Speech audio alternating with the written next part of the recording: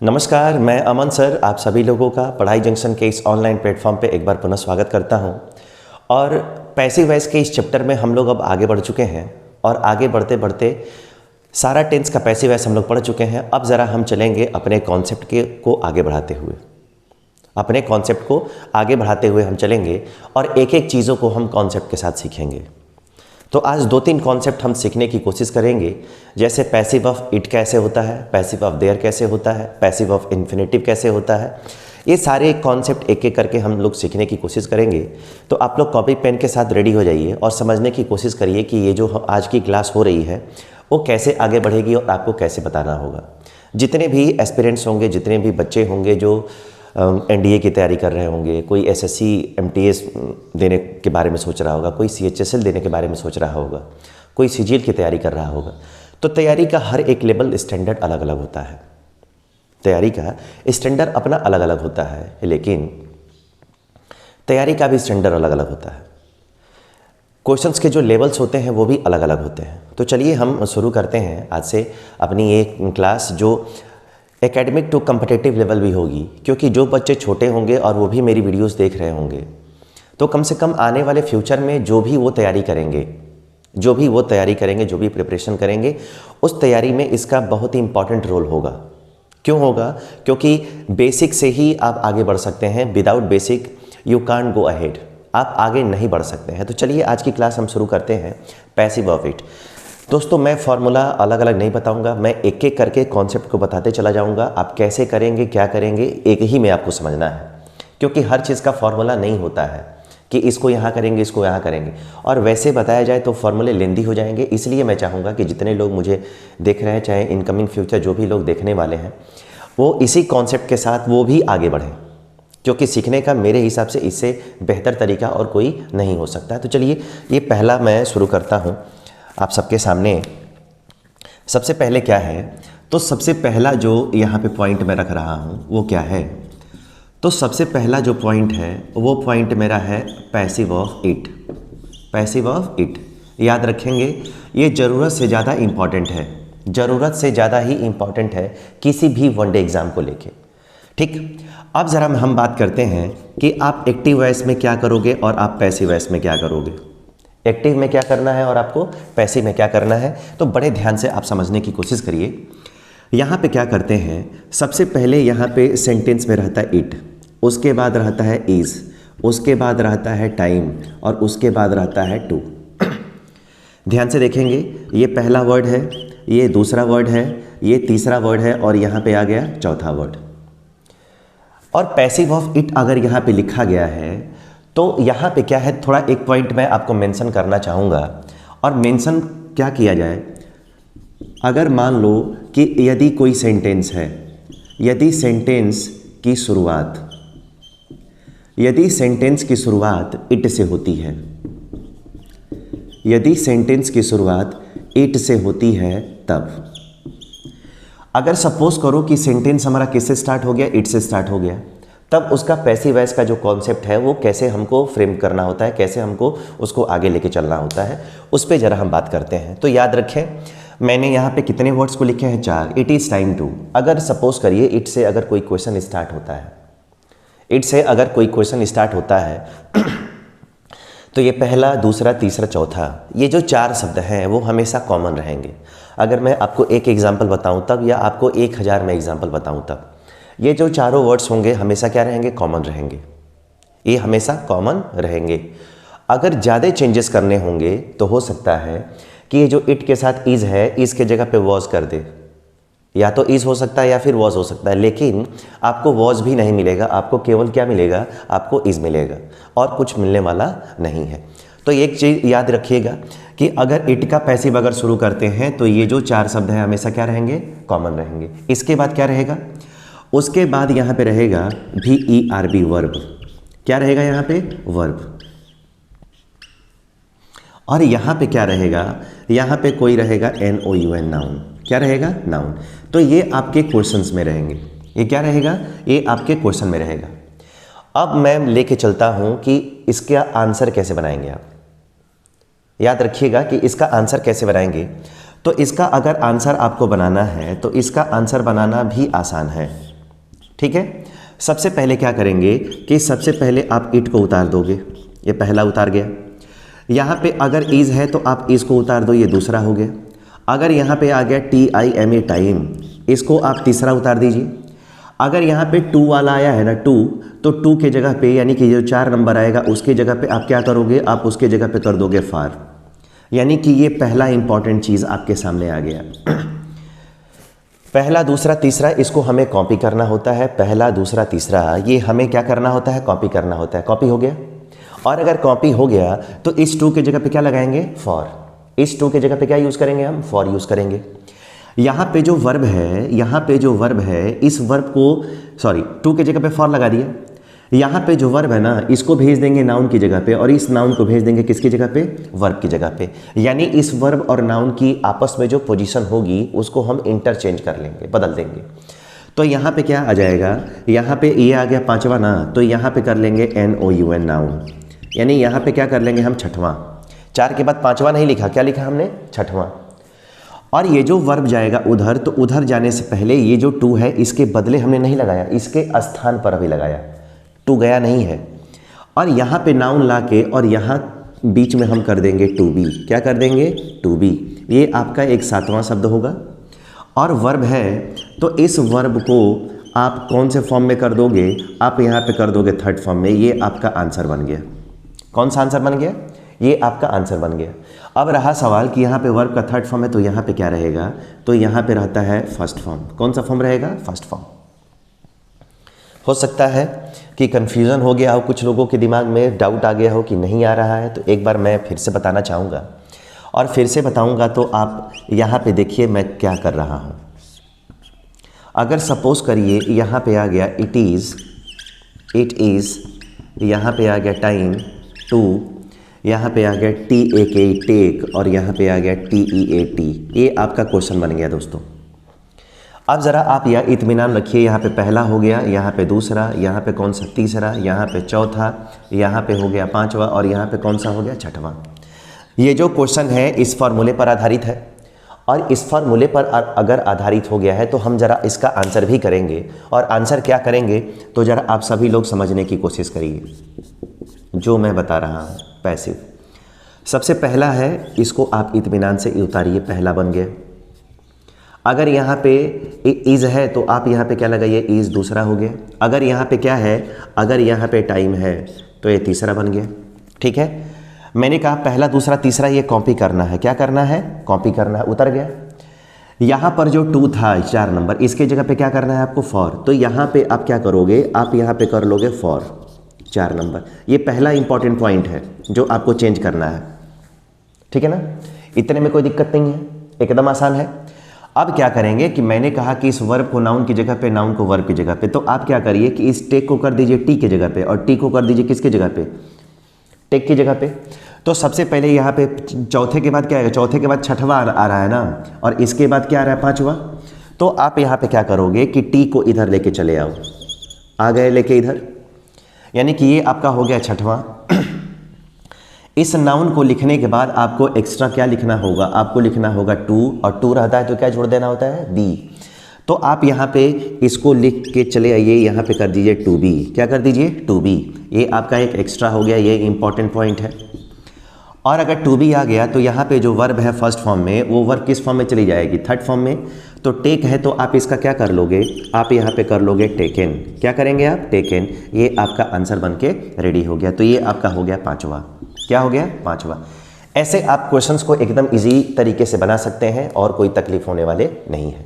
ठीक है ना, अगर हो गया हो समझ में, अगर आ गया हो, एक बात और ध्यान रखिएगा, ये ज़रूरी नहीं है कि एक ही बार में सबको आ जाए, लेकिन हमारा काम होता है कि हमें ट्राई करना है, हमें अपने काम को करना है और इसको क्या करना है, पूरा करना है। ठीक है, एक बार आप सब लोग इसको नोट करिए, फिर मैं आगे बढ़ता हूँ। इसके कुछ एग्जाम्पल्स जो हैं महत्वपूर्ण वो मैं लेता हूँ। चलिए, हो गया है। अगर हो गया है तो ज़रा हम इस क्रम में आगे बढ़ते हैं, और आगे बढ़ते बढ़ते हम इसके ज़रा क्वेश्चंस को लेते हैं। इसके क्वेश्चंस कैसे सॉल्व किए जाएंगे, 1-2 क्वेश्चंस बनाएंगे आप, 1-2 क्वेश्चंस बनाएंगे, आपको इजीली समझ में आ जाएगा कि कैसे क्या करना है। समझ गए ना, मैं क्वेश्चंस आपको दे रहा हूँ, आप सभी लोग इसको बनाने की कोशिश करिए कि ये क्वेश्चंस कैसे बनाए जा रहे हैं। अब ज़रा ध्यान दें सभी लोग यहाँ पे इसको ध्यान से समझने की कोशिश करिए। मैं क्वेश्चंस दे रहा हूँ। सबसे पहला यहाँ पे क्वेश्चंस क्या है? सबसे पहला क्वेश्चन है, पहला इसमें क्वेश्चन है,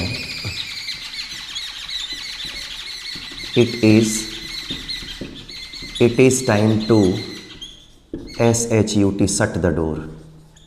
it is time to shut the door. ये आपके सामने क्वेश्चन है, it is time to shut the door. इसका आपको पैसिव वॉइस बनाना है। क्या बनाना है? Passive voice.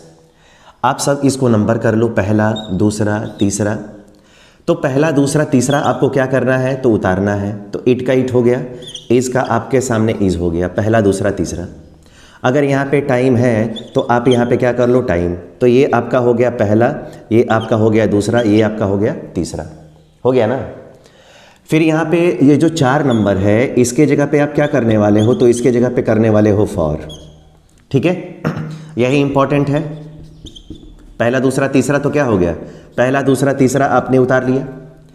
अब यहाँ पे शट जो है वो वर्ब है और ये क्या है? आपका नाउन है।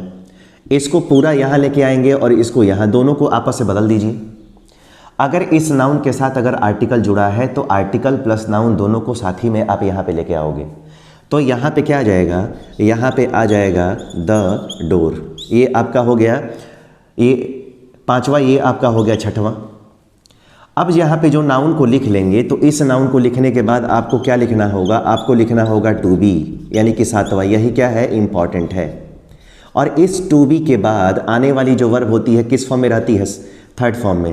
तो शट जो होती है वो 1st, 2nd, 3rd तीनों फॉर्म में एक ही रहता है। तो ये आपका हो गया 5वां और यही आपका क्या है? आंसर है। और यही आपका क्या है? आंसर है। तो एकदम आसान तरीके से आप इन सबको फ्रेम कर सकते हैं। मुझे जहाँ तक लगता है कि इसमें कोई प्रॉब्लम नहीं होनी चाहिए। ठीक है, अब ज़रा कुछ और क्वेश्चंस को लेते हैं। कुछ जितना क्वेश्चंस करेंगे उतना ही आपके लिए और हमारे लिए सही रहेगा। अगर सपोज करो यहाँ पे आ गया इट इज़, यहाँ पे आ गया टाइम टू, यहाँ पे आ गया SOLV सॉल्व, उसके बाद आ गया दिस और उसके बाद आ गया question. It is time to solve this question. It is time to solve this question. इस क्वेश्चन को सही करने का समय है, सॉल्व करने का समय है। अगर इसको आंसर में चेंज करेंगे तो ये बताइए, आप यहाँ पे पहला उतारेंगे, आप यहाँ पे क्या करेंगे? दूसरा उतारेंगे। अगर यहाँ पे करेंगे तो आप यहाँ पे तीसरा उतारेंगे। It is time. अगर यहाँ पे 2 है तो इस 2 के जगह पे क्या कर दीजिए आप? फॉर। यही इंपॉर्टेंट होता है। अगर सॉल्व वर्ब है और दिस क्वेश्चन है, अगर दिस क्वेश्चन आया है तो इस पूरे को यहाँ और इसको यहाँ। उसके बाद आप क्या करोगे? तो आप यहाँ पे दिस क्वेश्चन को लिख लोगे, दिस क्वेश्चन। ठीक। और अगर दिस क्वेश्चन है तो यहाँ पे आप क्या करोगे? टू बी ना, तो आप यहाँ पे क्या करोगे? To be. और अगर यहाँ पे सॉल्व है तो इस सॉल्व का 3rd फॉर्म क्या होता है? तो इस सॉल्व का 3rd फॉर्म होता है सॉल्व्ड। ये आपका क्या बन गया? आंसर बन गया। तो ऐसे करते हुए आप क्वेश्चंस को इजीली बना सकते हैं। हाँ, अब प्रैक्टिस कैसे करेंगे आप? तो आपके पास जो भी बुक्स हो, जो भी प्रैक्टिस सेट हो, चाहे जो भी मैंने टेलीग्राम पे, चाहे व्हाट्सएप ग्रुप में जो भी मैंने भेजा है पैसिव वॉइस, उसमें different types of questions you have to face. आपको बहुत प्रकार के क्वेश्चंस को फेस करने को मिलेगा और आप उसको क्या कर सकते हो? सॉल्व कर सकते हो। चलिए फिर से एक क्वेश्चन लेते हैं। अगर सपोज करिए कि यहाँ पे इट के साथ हमने क्या कर दिया? It was. यहाँ पे क्या कर दिया? Time. It was time to, यहाँ पे आ गया सेल दिस और उसके बाद आ गया बुक।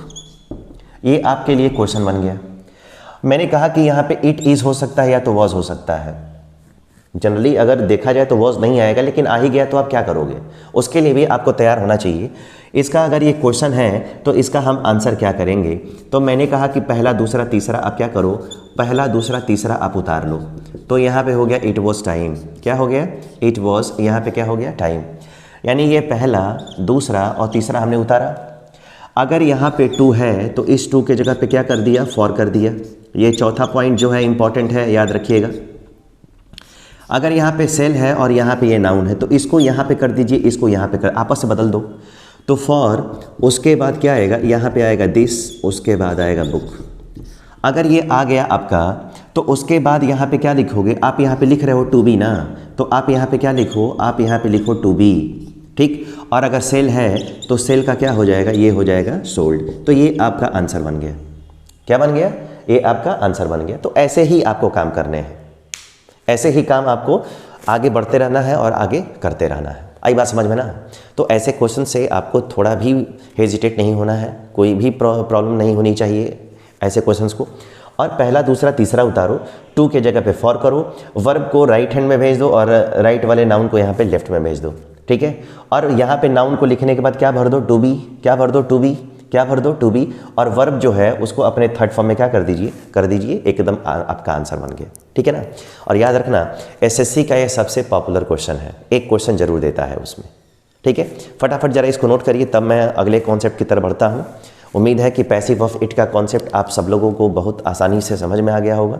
और अगर दोस्तों समझ में आ गया होगा तो एक बार वीडियो को अपने व्हाट्सएप स्टेटस पे ज़रूर लगाइएगा, फेसबुक चलाते हैं तो उसकी स्टोरी पे ज़रूर लगाइएगा, अपने फ्रेंड्स के जितने व्हाट्सएप ग्रुप में आप को रखा गया है, चाहे जितने व्हाट्सएप ग्रुप में आप हैं उसमें इसको ज़रूर रखिएगा, ठीक है। चलिए अब अगले क्वेश्चन की तरफ बढ़ते हैं, अगले कॉन्सेप्ट की तरफ बढ़ते हैं। अगला कॉन्सेप्ट हमारा क्या है, तो अगला कॉन्सेप्ट क्या है जरा हम समझते हैं। अगला कॉन्सेप्ट भी बेहद ही इंटरेस्टिंग है और मैं उम्मीद करूंगा कि अगला कॉन्सेप्ट भी आपको बहुत इंटरटेन करेगा, मज़ा आएगा आपको करने में। और क्या है तो ज़रा आप समझ लीजिए। ये दूसरा कॉन्सेप्ट क्या है, दूसरा कॉन्सेप्ट है passive of THERE, passive of their. Passive of it पढ़ लिया और पैसिव ऑफ देयर पढ़ने जा रहे हैं। तो एक चीज़ मैं बता दूं कि इट और देयर ही मैं क्यों पढ़ा रहा हूं, ये भी तो जानना है। तो पूरे ग्रामर में अगर बात की जाए तो इंट्रोडक्टरी सब्जेक्ट दो होते हैं, इट और देयर। तो इट के बारे में आपको मैं पढ़ा चुका हूं, अब हम देयर को पढ़ा रहे हैं। कैसे पढ़ेंगे ज़रा ध्यान दीजिए। सबसे पहले एक छोटा सा पॉइंट है, मैं चाहूँगा कि उस पॉइंट को हम नोट कर लें। यहाँ पे लिखा गया है यदि सेंटेंस THERE देयर से स्टार्ट हो,